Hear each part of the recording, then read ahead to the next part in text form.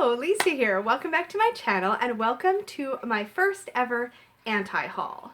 Now an anti-haul is really meant to share with you the things that I'm not going to be buying or didn't buy, or in this case also regret buying. So if you are down to hear about the stuff that didn't work for me or I don't think is gonna work for me, then grab a cup of something warm and tasty or cool and refreshing and sit down, because this is probably gonna be a long one.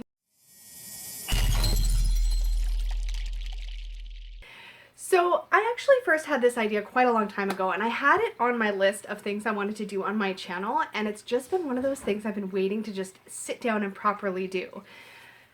But I really am excited to do this because I think what we have happening right now in our community, anywhere in YouTube really, is we hear a lot about all the stuff that we should buy, or we see a lot of stuff that we want to buy, but we don't get quite as much content about stuff that people are passing up on or didn't work for them, or is stuff that they're saying no to themselves on. And I thought it would be fun to start something like this in this corner of the YouTube world. I first encountered an anti-haul on the makeup section of the YouTube community, which is how I first got started watching YouTube, actually. It's what taught me to do makeup, which lately I haven't been doing at all because these things change. But I did get the idea from over there, and to credit where credit is due, I believe the originator of the anti-haul in the makeup community was Kimberly Clark, and I will link her channel down below. With that said, let's just get right into this. A few things I want to just mention first, because it can be interesting to sit down and watch a video about things that aren't working for somebody. So just a little disclaimer. First, I reserve the right to change my mind, because some things that I talk about here, I might decide do suddenly click with me in a few months or in a year or longer if they're still available. The second thing that I think is really important to point out is that none of this is dissing the incredible work that creators do when they put a creation out into the world. I think it's really important when we talk about the things that don't work for us to remember that that is a personal taste thing, and it doesn't necessarily mean that it is bad art, that the product itself is bad, and that sort of thing. So please take everything with a grain of salt and remember that I am sending massive amounts of love to anybody vulnerable enough to put a creation out into the world, whether or not it resonated with me personally. So with that said, the first category I'm going to be talking to you about is decks that I regret purchasing. And some of these were actually trades. Now the first one is brand new. And this I haven't actually even shown on my channel yet, is the Manuscript of Initiations Tarot. This was a Kickstarter done by Dark Cinever. And the funny thing about this actually is that it's super, super unique. And if you are down with the concept and can look past the aesthetics, you might actually be legitimately stoked for this deck. So the deal with this, there's not really much in the little white book, just some keywords, and it is in multiple languages. The backs are actually really, really pretty, and these are all manuscript art, manuscript initiations, basically. And the artwork that's been chosen is actually really, really clever, and these cards are actually beautiful. They were gilded. I will say that mine smells a little like lacquer or spray paint, which I'm not saying that's what happened, because they are gilded, and the gilding seems fine. It's a little bit on the matte side, but it is sticking nicely, but it does have a bit of an aroma. And the really disappointing thing about this deck for me is the aesthetics, and I just can't get past it, because these cards are like crazy thin, and unfortunately, they kind of hold the bend, like they feel like paper that's been coated in laminate. They do not have any substance or thickness to them at all, which unfortunately, like, even the cheapest mass market deck I've ever purchased has been thicker than this. In fact, even the cardstock in the Oracle of the Radiant Sun, which I've talked about, feels better. And I think that it's actually about the same thickness, but the Oracle of the Radiant Sun is a smaller deck, so it doesn't feel quite this flimsy, and it's not gilded, and I think the gilding does kind of make it feel almost more, I don't know what to say, but it's not something I can get past. Lots of people probably would be able to get past it. I am not one of them. But because I love the artwork so much, I'm actually thinking about picking up a really, really nice hardbound journal, like maybe a paper blanks book, and gluing or pasting or taping, somebody who is craftsy, please tell me the best method, taping these onto pages and making my own personal, like, massive tarot notebook with all my personal notes about each card. And I think these would be beautiful in that context. I would want something probably with some parchment colored paper or something like that, so that it kind of blends in with these really nice backings on the cards, or like the background. But yes, this is one I definitely regret. And what I will be doing throughout this series is whenever I share with you a deck that isn't resonating with me, I'm going to share with you something that I do love, that I feel like fills the same niche. For this, I couldn't think of anything that actually fills this niche, and it's a darn shame because this artwork really is super unique. There's no other deck out there like this, but it's just not doing it for me. So artwork-wise, A+. Production quality, boo. And normally I can kind of get past that, I just couldn't in this case. So pretty much everything else in my collection, aesthetic-wise, is better. Like, actually everything, not pretty much. So, moving along. Other decks I regret purchasing. The Dark Mirror Oracle. Now, I picked this up last fall. I just want to make sure that I don't forget anything, so I'm going to take a peek at my notes now and then. But the Dark Mirror Oracle came out late last year, and it actually arrived to me. I had pre-ordered it, but arrived just after Halloween. This is a Lo Scarabeo deck, and it's nice because it's a two-piece box. It's got a little ribbon. The cardstock is nice. It's a little thin, but it's fine. And this is what these cards look like. And I was actually really, really, really excited for this deck. I think the artwork is visually really stunning. I kind of like this fragmented mirror look to the cards, but every time I tried to work with these, it just didn't resonate. And there's not a lot of dark or shadowy oracle decks out there, or ones that specifically are confronting in this way. And so I was really disappointed. There is also some moon phase associations with this deck. I think this is an excellent production quality from Lo Scarabeo, and I think that the art is really good. The artist is Laura Sava. Somebody that's not me probably knows more about her art, because I believe she's also done some video game art, if I'm not incorrect, but I might be. In any case, these cards are stunning. They just didn't work for me for some reason. And I'm not really sure what it was, but these sat in my to be worked with pile for 6 months, and I had zero desire. Like, every time I would pull them out and flip through them, I'm like, no. And it wasn't because they were making me uncomfortable, because you guys know, if you've been watching me for a bit, I don't mind being a little uncomfortable. In fact, I kind of gravitate towards decks that confront me that way. Vanilla iced coffee for the win. But this one wasn't doing it. The deck that I do love, that I think fills this niche, and it is new to my collection, so I can't give you a proper review yet, but I do think it's going to fill the same niche, is the Heal Yourself Reading Cards by Ina Segal. This is a Rockpool Publishing there's a word. Somebody's shouting at their screen right now, being like, this is the word you're looking for. Publication. There it is. Whew, the word's still in there. This artwork is speaking to me so much more. It's still confronting. It still has a shadow work aspect to it. Take off your mask, but it doesn't seem violent. And I think the artwork pulls me in much more. It may actually be because there aren't those shadowed frames around the artwork. But this one just seems to be speaking to me a heck of a lot more, and I'm excited to work with this one. And I just never got excited to work with the other one. So that is that one. The next one will not be a surprise if you've been watching my channel recently. And this one is the Dream Raven Oracle by Beth Salonen. Now, I adore this artist. Beth Salonen did the Guardian Tarot, which is a deck I absolutely adore. And her art style is actually right up my alley. I love the bright colors. I love this. The whole aesthetic of this deck is actually really enjoyable. The cards are nice and big. I adore it. But I can't and don't want to read with it. Just for the way that I read and connect with decks, this one just wasn't doing it for me. So I was just flipping through the backs. That was helpful. I did do a comparison of this deck live against the Crow Tarot, which was not entirely, if I'm being honest, kind of an unfair comparison because the art styles are so different. This one has this very dreamy quality, which is intentional. And the other one has a more direct approach. I just realized I like that direct approach. So the deck that I do love is the Crow Tarot. Pardon the cut, I had to go get it. So the Crow Tarot by MJ Cullinane, as you'll be able to see in the side-by-side comparison, this deck is also beautiful. It does have a much more direct approach, and by that I mean that the artwork really speaks directly to the meaning of the cards. There's no pausing and sitting with it, which for some reason, some decks I love when they make me pause and sit with the images, and some I'm like, just give me the message. And this one is one of those situations where I just really wanted the crows to give me the message.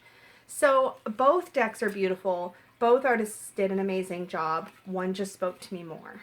So this is the one that is my go-to when I want that air element now.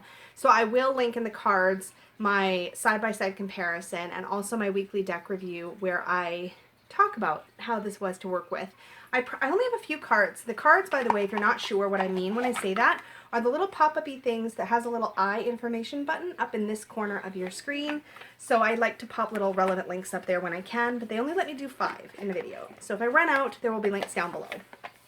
The Crow Tarot is lovely. The next deck that I regret picking up is going to actually probably really shock some people. And that is, excuse me, I just want to make sure my notes are in place. Okay, that is the Wizard Tarot. This is an out-of-print deck, and I'm spacing on the artist's name, and I know it. Corinne Kenner, the author of Tarot and Astrology, is the creator of this deck. This deck is actually really quite a beautiful deck, and in fact, there's a specific reason why I think this one isn't speaking to me, and it's because this deck makes me feel like I'm wandering through the halls of a wizarding academy, something a little bit like Harry Potter's world. And unfortunately for this poor deck, I have the Harry Potter Tarot, which I do love more for that Harry Potter feel, because it has all my favorite characters shown, and I will show that to you in a moment. This deck, had I never had the Harry Potter Tarot, this would completely be scratching that itch for me. It's much more colorful, and in some situations I could see myself being like, no, this is definitely the winner if I were to put them side by side. But I just don't see myself reaching for this one, despite how gorgeous it is. Let's get you into some of the minors.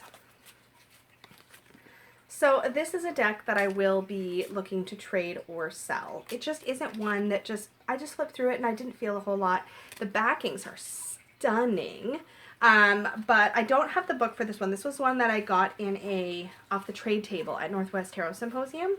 So I will be looking to rehome this one, but the deck that is the winner, I guess, or the deck that I really, really love in my current collection that fills that niche is this Harry Potter Tarot by Eleanor Piper. And you know what, this one, it's all black and white. The images are incredibly detailed and are unfortunately hemmed in by some unfortunately large borders. And there's also some little swirly bits on here that I feel like distract from the imagery somewhat. However, it's Harry Potter, and it's done really, really well and has a very thothy influence, which I find really intriguing. There's also hidden astrological glyphs in every single image. They're not that hidden. Sometimes they're real front and center. Sometimes you have to really look for them. And I really actually enjoyed working with this deck alongside Corinne Kenner's Tarot and Astrology book, because I really felt that it was helpful to use that book to kind of dig deeper into the astrological meanings of these cards. And I just really enjoyed working with it. And I feel like as long as I have this in my collection, the Wizard Tarot was just going to be neglected. So I did not want to keep it, given especially that it's out of print and there are people that are like hardcore looking for it. So yes, the Harry Potter Tarot is the one that is staying and will be well loved in my collection. The other one's gotta go. So that is all the decks that I have actually physically gotten that I regret. Let's talk now about some decks that I'm just not gonna buy. So out in the mass market right now, there are a couple decks that I have really kind of looked at and thought about and considered whether or not I wanted to get and have decided against. So the first one of those is the Pre-Raphaelite Tarot by Lo Scarabeo. I'll put a picture up for you. So as beautiful as this deck is, I just feel like I'm not going to reach for it.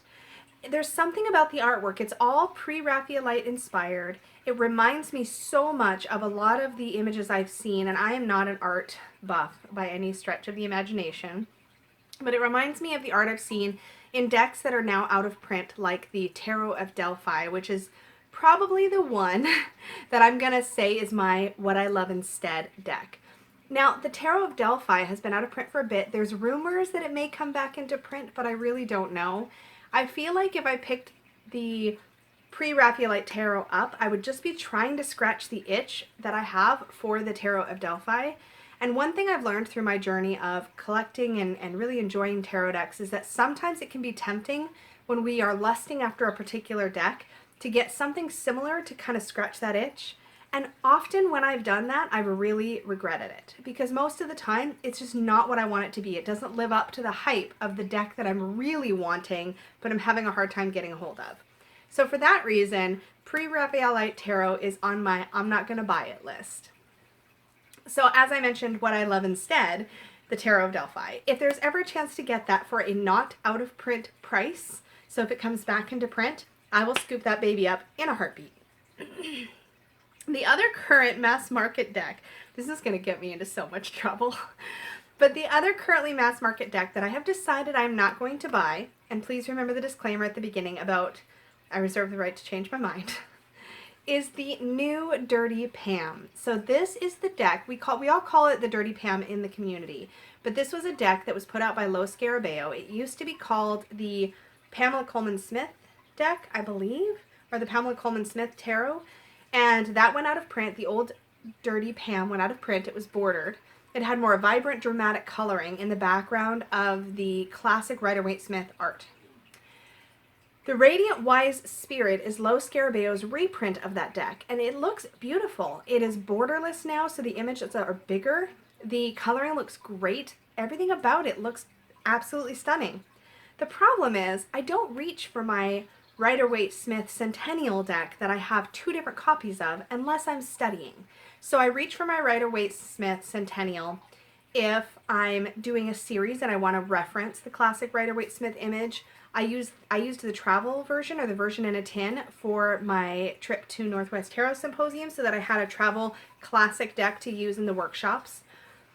But outside of that, it's just not what I get excited to reach for, which means that getting another one of those doesn't make a lot of sense for me right now.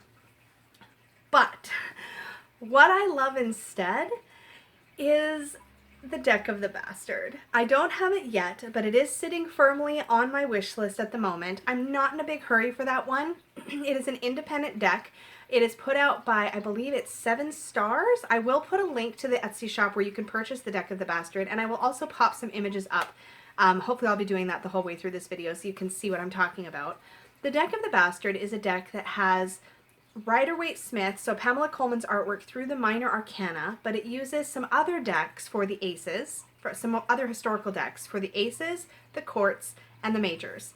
And this idea of this sort of mixed up mashup of historical decks really appeals to me. It also has borders, and you can have optional keywords and titles put on those borders. And it's been, like, each individual card has been artistically manipulated to give it an aged look. And all of that really, really appeals to me. So if I'm going to get another deck that has Pamela Coleman Smith's classic artwork on it, that's the one that I want to get. Again, I reserve the right to change my mind. I might someday decide that I really want to work with more than one version of that type of deck. But for right now, I enjoy the variety of all the new, fresh, different, unique takes on the tarot. So that brings me to one more mass market deck I want to talk about, and that is the Neo Tarot.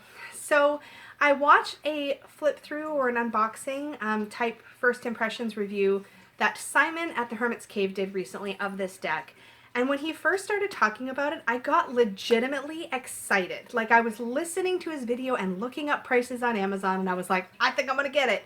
Because one of the things he first said was that the guidebook, the bits that he read us, it clearly has this really strong, like, modern self-care, self-worth kind of theme to it, which you guys know is totally my jam.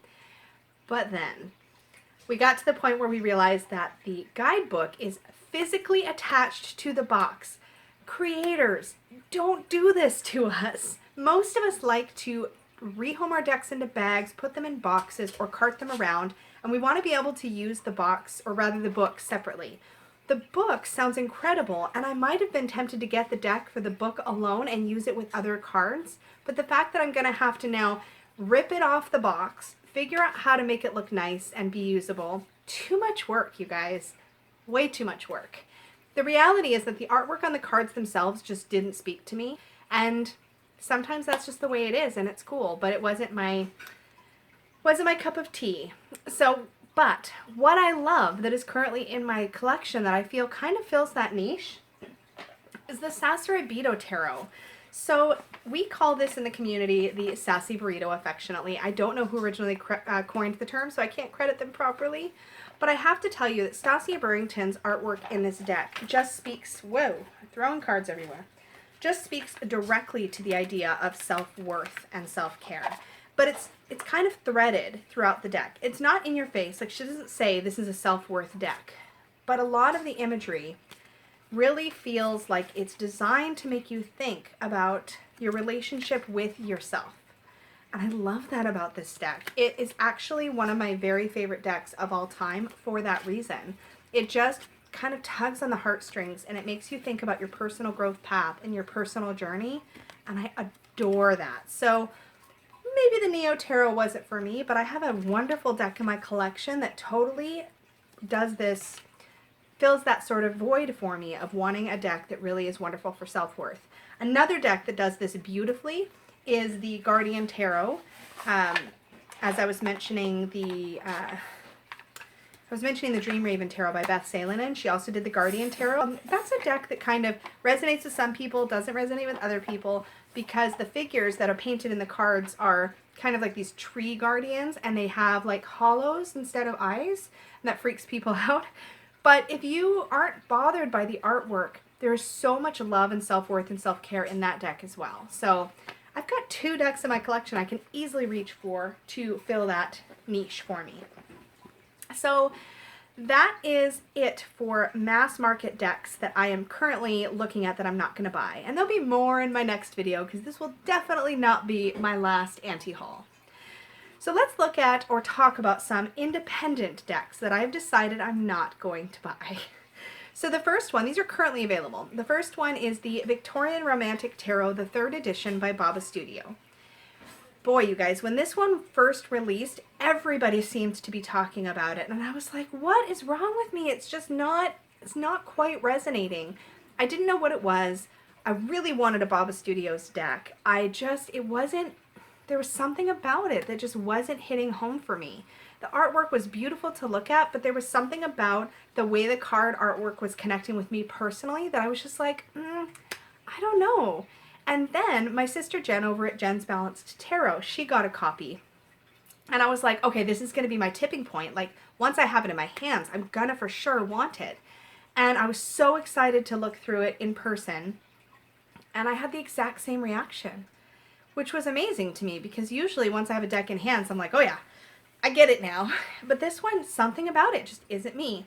That deck is a stunner. The reason so many people love it is because it's so dang beautiful. And the book, the guidebook that comes with it, appears to be extremely thorough. I've heard nothing but glowing reviews from people who have picked up and own this deck. It's just not for me.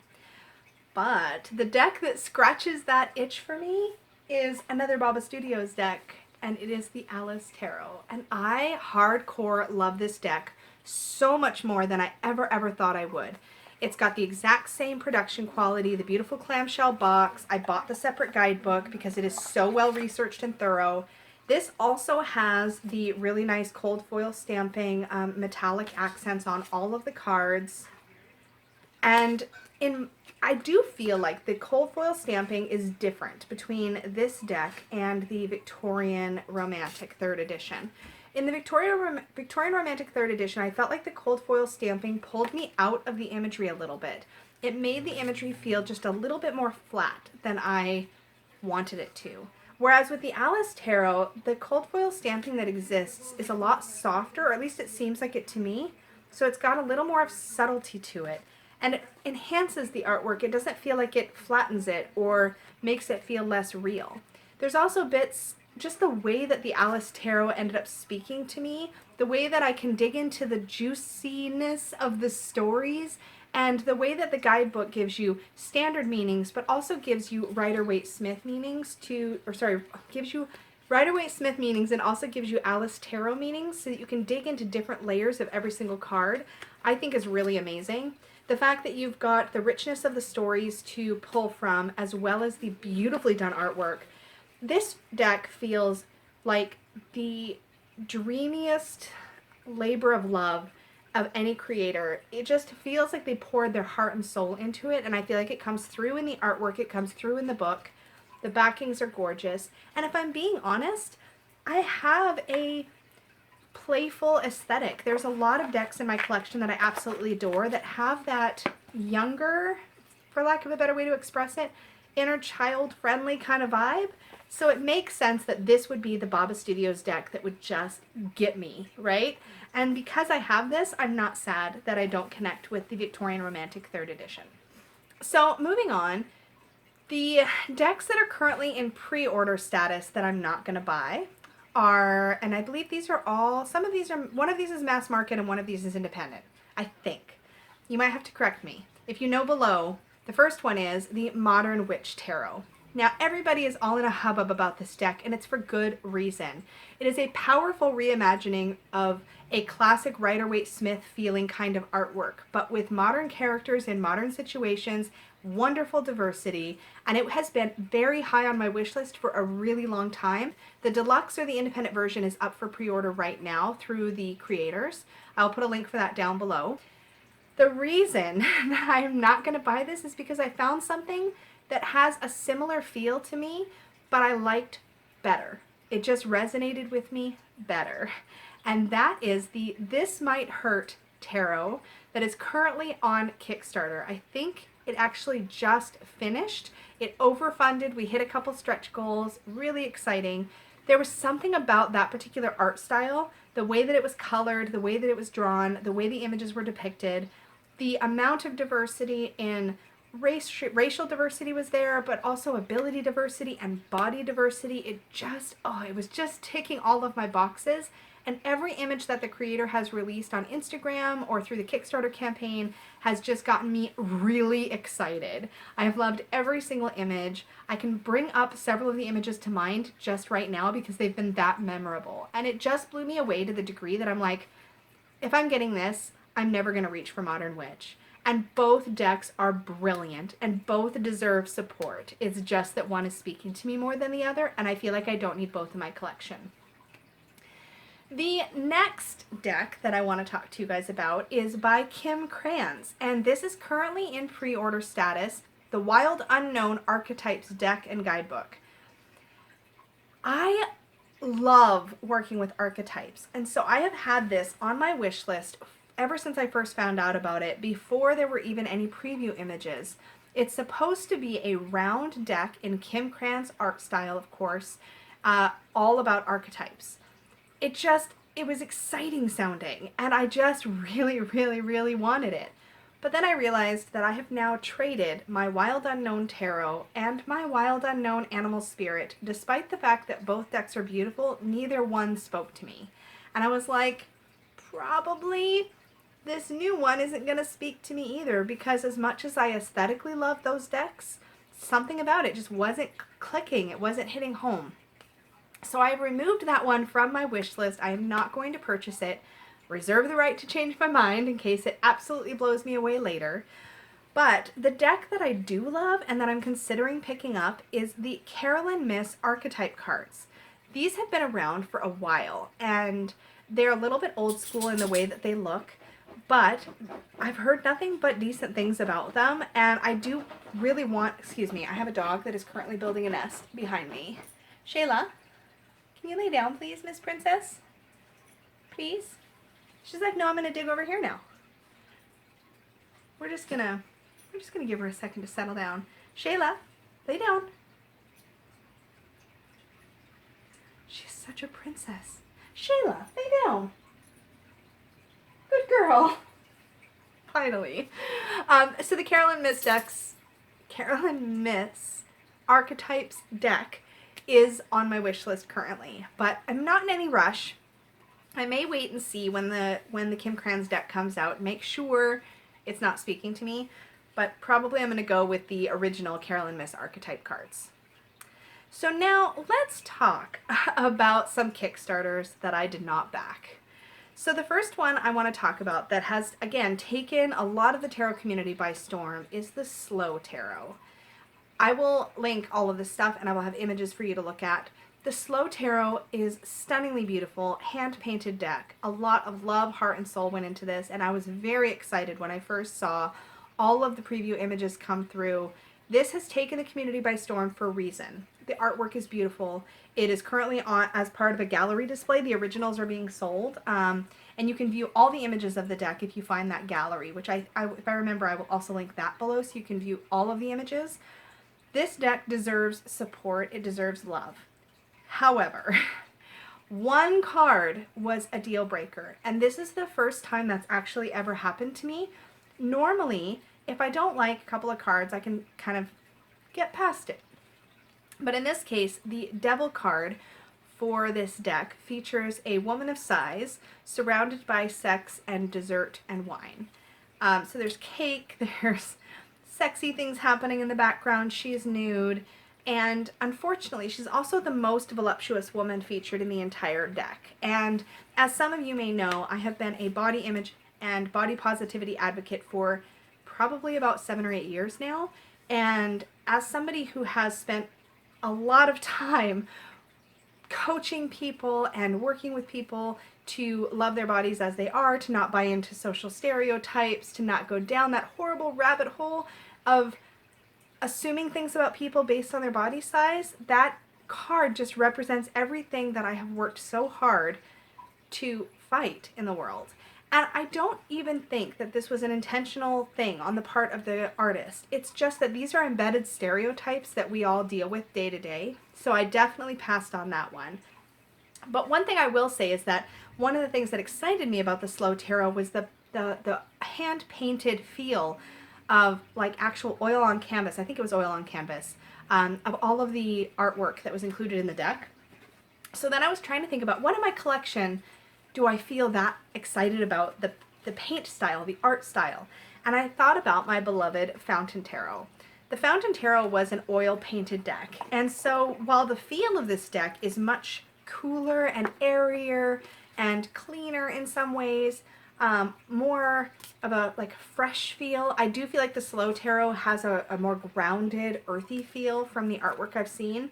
This deck was completely painted oil on canvas and is absolutely gorgeous. So this one in my collection is one that I can reach for when I'm like, oh, I kind of wish I'd have gotten the Slow Tarot, if not for that one card. So I can lean into this when I want to really dig into that painted, paint on canvas kind of feel artwork for my readings. The Fountain Tarot. Love it. Another Kickstarter that I did not back, that has gotten a ton of attention and that I was really excited about when I first saw it, is the Lost Forest Tarot. Now, this may still be funding. I don't know if it's finished. It may be finished by the time this video goes up. But the Lost Forest Tarot is one that I am definitely reserving judgment on, as far as I may change my mind on this. But it looks breathtaking. The artwork is fantasy based. It gives me all of these like RPG video games with the really beautiful graphics. It gives me those kind of feelings when I look at the artwork. It's got this really great fantasy vibe, and oh gosh, you guys, the artwork is so pretty. But the more I looked at it, the more I realized that as much as I would love just to sit down, hold it in my hands, and look through the cards, I would be unlikely to reach for it for readings. I'm not even sure I can tell you exactly why. I just knew that it wasn't going to be one I would reach for. So I got to thinking, okay, what in my collection can scratch that itch, that vibe? And I was thinking about the 78 Tarot Mythical. This was new to me in March of this year when I went to Northwest Tarot Symposium. And I have actually also backed the 78 Tarot Elemental, which will be releasing later this year. But this has what happened here? We have an upside down. This has a lot of that fantasy artwork style in it.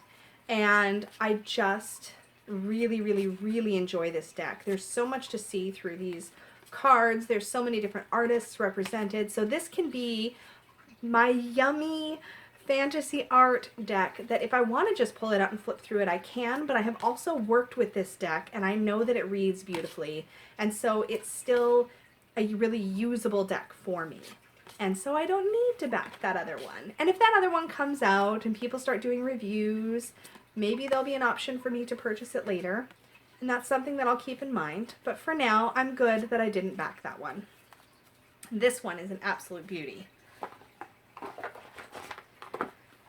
So another Kickstarter that I decided not to back is the Wild Messengers cards.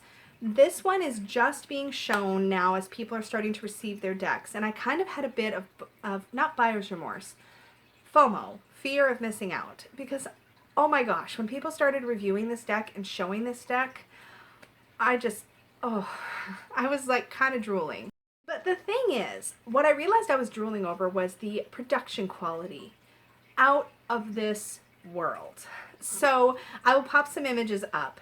The Wild Messengers cards came in a gorgeous box. The backs of the cards have a beautiful like snakeskin scaly texture on them.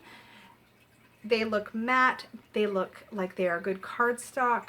The artwork is absolutely gorgeous. It's all featuring these animals that have been painted in this galaxy style, which is something that is right up my alley aesthetics wise. But the more that I looked at people flipping through these cards, even though that deck can still be purchased, it's post Kickstarter now, like the decks have been shipped to Kickstarter backers and now they're open to other orders. I believe they have some extra stock.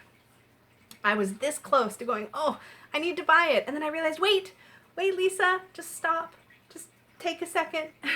Because I've also learned that I don't do great with animal decks that do not at the very least have keywords on them and at the most have some kind of scene happening. If they're an animal on a card with a title, I don't resonate with it. I need more. I need a keyword or I need action happening. And the fact that they don't have that and they have changed the titles of a lot of the cards, I realized I would have to really get to know this deck intimately and study it in order to be able to use it. Now, if I had a smaller collection of like under 20 decks, I would probably be willing to put in the effort because it's absolutely gorgeous. So the only reason I'm not picking it up is because I've already learned for myself, if it doesn't have keywords or a scene, it's probably gonna collect dust. But the deck that I love that totally fills this niche for me is the Brady Tarot. Now I did buy this one immediately upon seeing people unbox this. I didn't back it originally, but I was able to get this first edition with the beautiful wooden box. The book is written by Rachel Pollack, which is a huge part of what I love about this deck. She did an amazing job working with Emily Brady, getting the message across from the artwork to my eyeballs so that I understand what is happening and what I can learn from this deck. The production value is gorgeous. Of course, it comes in this gorgeous wooden box. The cards have that rose petal feel, so aesthetically this deck is beautiful. It is matte gold gilded, which I adore. But most importantly, what I love is that every card has a keyword. It features an animal, but it also features some sort of happening. Something is going on in these cards. It's not just a profile of an animal. There's more to it than that. And because there's more to it than that, I can work with this deck without having to really deeply study it. But the cool part is when I do study it, when I do reach for the guidebook and I do read more about each card, I learn something about nature, about the world. I like to call this my National Geographic deck as well because it's not a light and fluffy animal deck. There's like real nature-y action happening and nature isn't always light and fluffy. Sometimes it's kind of challenging and sometimes it's pretty confronting. And I love that there is that beautiful balance present throughout this entire deck. So this one is my go-to tarot, animal tarot deck. It is the one that sort of scratches that itch. So another one that was on Kickstarter that I didn't back is the Relative Tarot. This one actually just released really recently and is a Carrie Paris deck. And it actually looks really well thought out. Apparently Carrie Paris has had a smaller version of this deck that featured, I believe, the court cards, the majors. It might have just been the majors and the court cards, but it is designed to work with you with Mary Kay Greer's system of your life path number, your tarot card, your birth cards, things like that. It's designed to help you get to know yourself better and kind of work on that level. Well, she's expanded it into a full 78 card tarot deck, and it features all of this really cool like vintage photograph kind of look to it. The whole theme of the deck feels like it's meant to be about working with your ancestors, working with your history, your relatives, that sort of thing.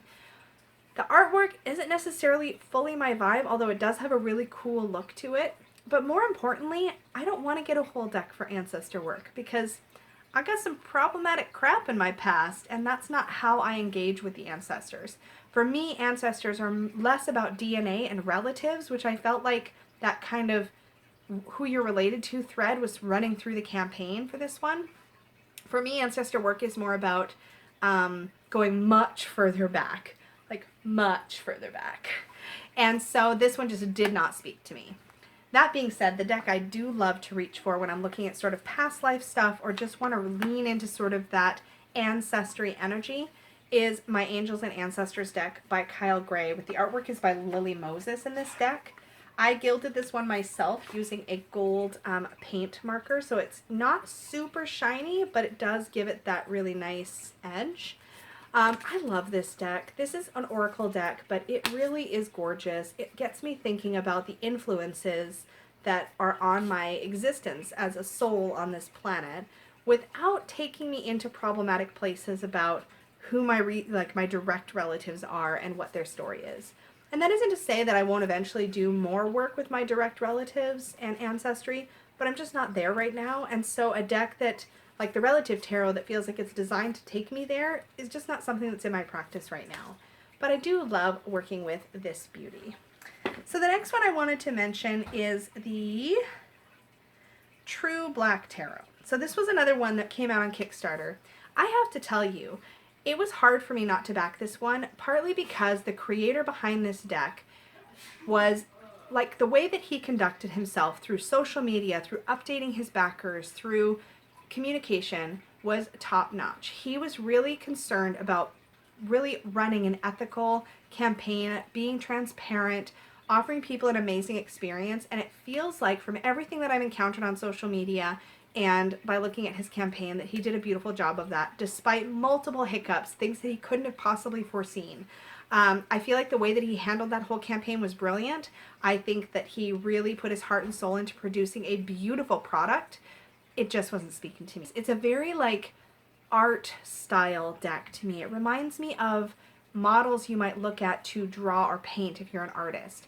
But that aesthetic just wasn't hitting home for me. It wasn't a deck that I felt like I would be excited to reach for other than for the aesthetics. That said, the art is gorgeous, just not for me. So what I love instead when it comes to a deck that I feel is gorgeous aesthetically, but that just, even though it has a lot of that sort of body beautiful, less body diversity in it, but just still just aesthetically is up my alley, is the Moonchild Tarot. This is my bag for it, which is so gorgeous. The Moonchild Tarot is really, really, really beautiful. It still has matte stock gold gilding and beautiful gold, like matte gold accent on the side. The cards are nice and big. You do see a lot of these sort of almost fashion model-y kind of figures throughout the deck, not exclusively, but there's a lot of that sort of aesthetically beautiful quality, I guess, to this deck and this artwork. But this one just connects with me more. And I do think part of that is that there's just so much more vibrant color in this deck. The True Black Tarot is like a duochrome deck. It's primarily black with gold. I think there's some other colors in there too, some white, maybe some other pops of color, but it's very toned down with the range of colors. And I love color. You guys, you know that. There's only a few decks that are not vibrantly colored that I've really been able to connect with. And usually there's something else about them that helps me to get past the lack of color. But this Moonchild Tarot definitely scratches what I feel is a similar itch for the True Black Tarot. It's aesthetically beautiful, the artwork is stunning, and really pulls me into the ideals of beauty and all of that kind of thing. But I just really, this is the one that clicked with me. And finally, I'm going to talk about the out-of-print deck that I have decided I will not buy. Now, that being said, there's always a disclaimer.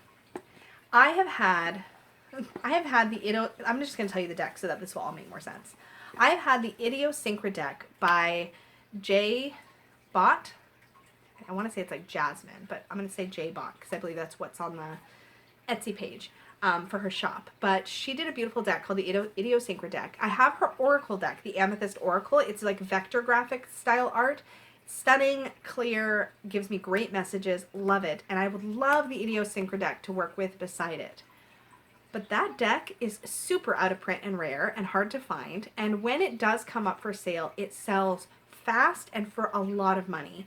And the reality is that I just don't need it that bad. As much as I love the idea of it, it's just, I can't do it. So I had to basically take it off my wish list until such time as I actually see one that's really affordable, like really affordable. But the reality is that's very unlikely to happen because the creator's made it very clear that she's not going to reprint it, and therefore it's going to continue to go for stupidly high prices. And a lot of people covet it partly because it's so hard to find, and partly because I think it's really unique in this tarot sphere to see that really clean vector graphic style art. We don't see a ton of that in this space, so I think that's definitely part of it. The only other deck that I wanted to mention here is a deck that is coming soon but is not out yet, and that is the, I don't think it's even up for pre-order, it's the Dreams of Gaia Tarot, the Pocket Edition. Now, I have the Dreams of Gaia Tarot full size, and it is actually supposed to be my study deck this quarter, but I've realized that I can only really seem to connect with this deck as if I use it like an oracle, which is to pull a card or two and read the meanings in the guidebook.